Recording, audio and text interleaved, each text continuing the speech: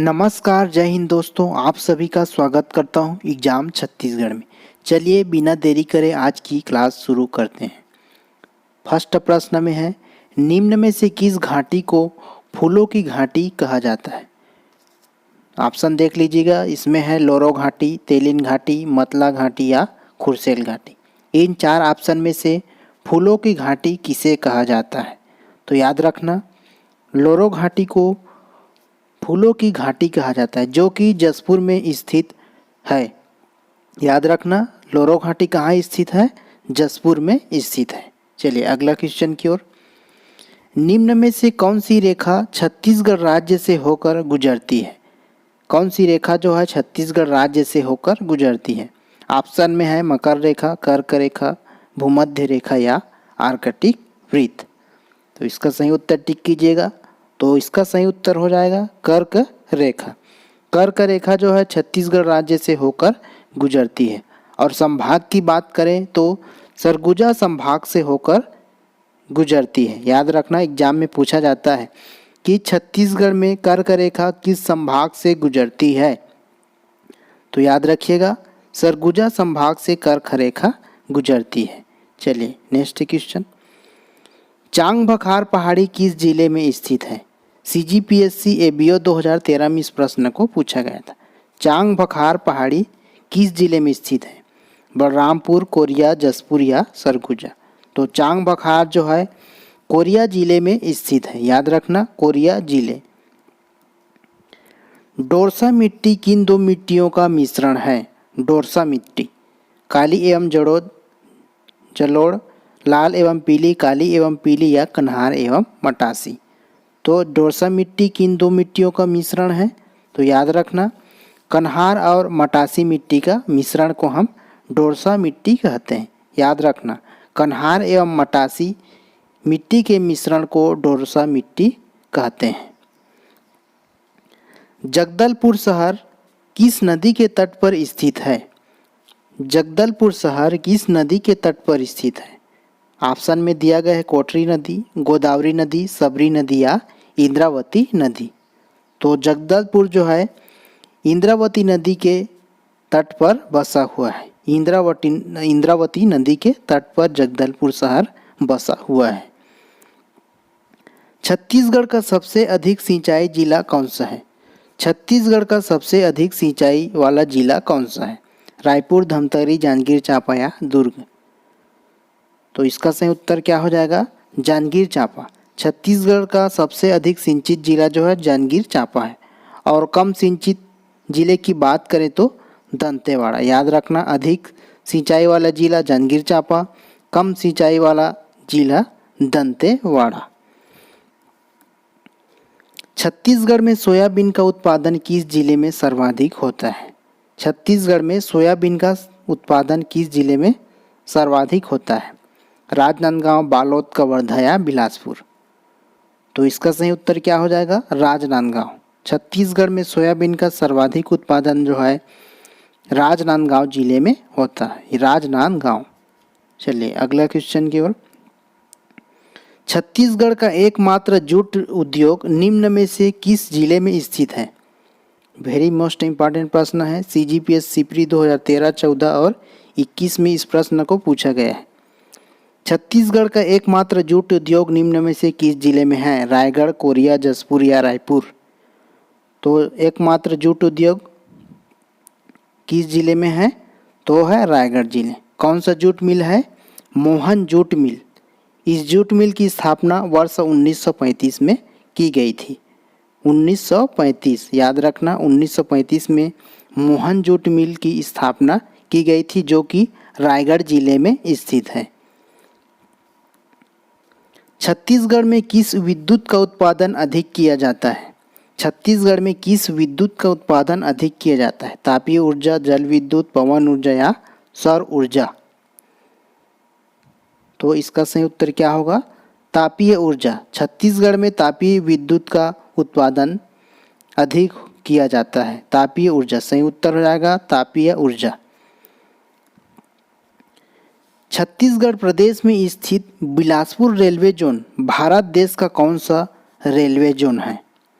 छत्तीसगढ़ प्रदेश में स्थित Bilaspur railway zone Bharat देश का कौन सा नंबर का रेलवे जोन है? 13वां या 15वां या 16वां या 17वां?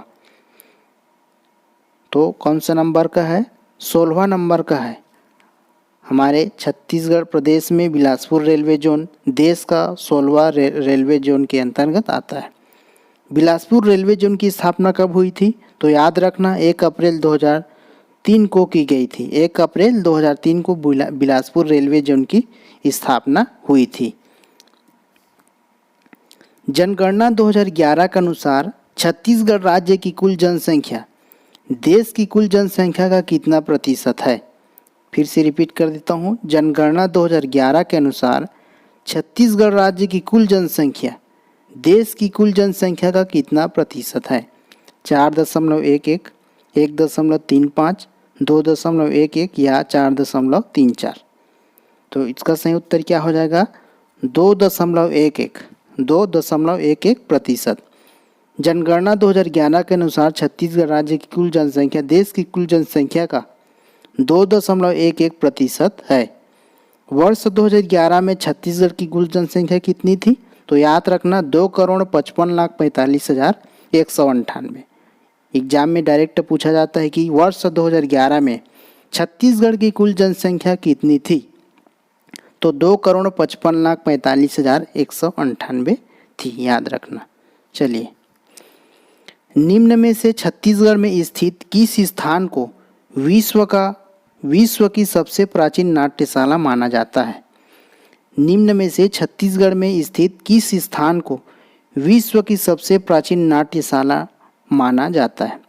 ऑप्शन ए सीता बेंगरा एवं जोगीमारा गुफा, बी गढ़धनोरा का ईंटों का टीला, बी सी मल्हारगढ़ या डी रतनपुर का कंठी देउल? तो इसका सही उत्तर क्या हो जाएगा? सीता बेंगरा एवं जोगीमारा गुफा। चलिए अगला क्वेश्चन, पुरातात्विक महत्व का भांड देउल जैन मंदिर कहाँ स्थित है? पुरातात्विक महत्व का भांड देउल जैन मंदिर कहाँ स्थित है? वेरी मोस्ट इम्पॉर्टेंट है, 2 बार पूछा जा चुका है CGPSC में। पुरातात्विक महत्व का भांड देउल जैन मंदिर कहाँ स्थित है? ऑप्शन में है आपका मल्हार, रतनपुर, नकपुरा या आरंग। तो भांड देउल जैन मंदिर जो है आरंग में है, याद रखना आरंग। और आरंग को मंदिरों का शहर कहा जाता है, याद रखना आरंग को मंदिरों का शहर कहा जाता है। नथिया नवागांव पर्यटन विश्राम गृह किस जिले में स्थित है? नथिया नवागांव पर्यटन विश्राम गृह किस जिले में स्थित है? सूरजपुर, दंतेवाड़ा, कांकेर या जशपुर? नथिया नवागांव पर्यटन विश्राम गृह तो किस जिले में है?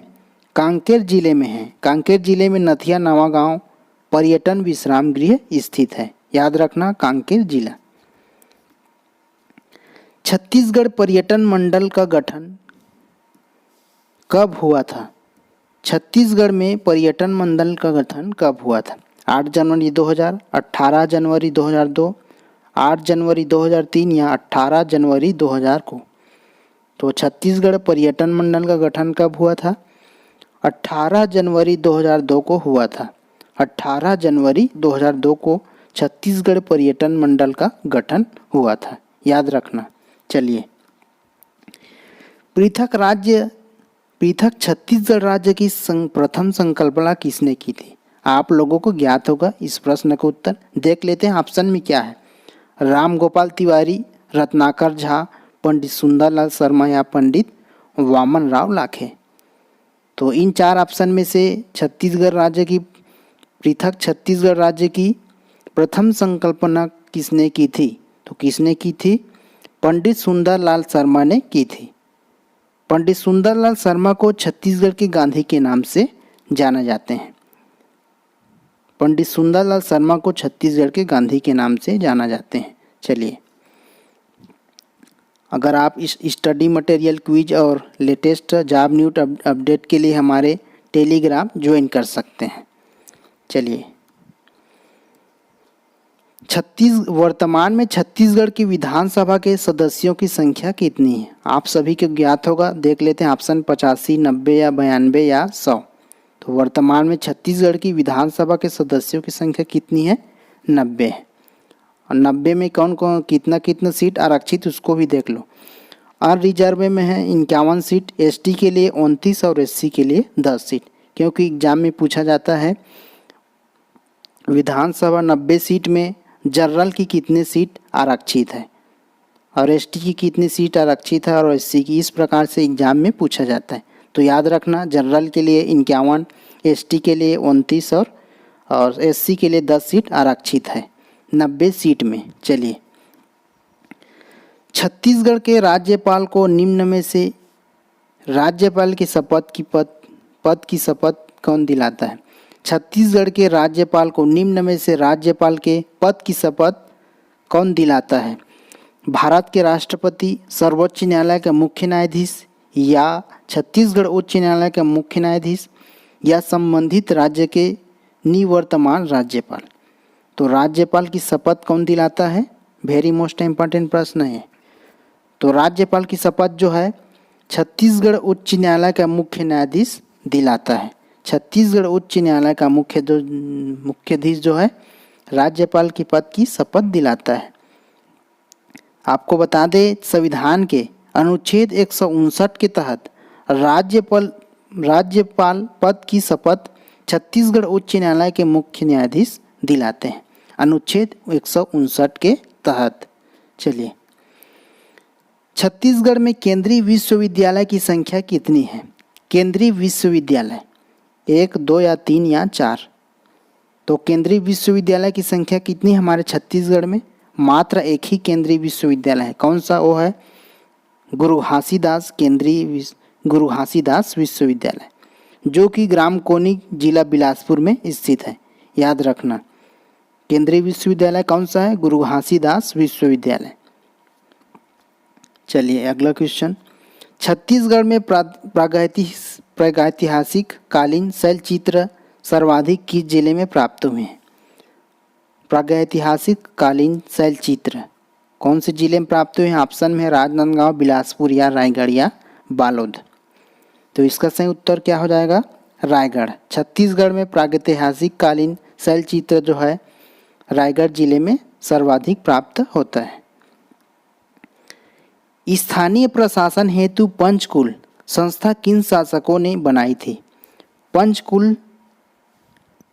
पंचकुल संस्था किन शासकों ने बनाई थी? तो मराठा या कलचुरी या काकती या नागवंशी।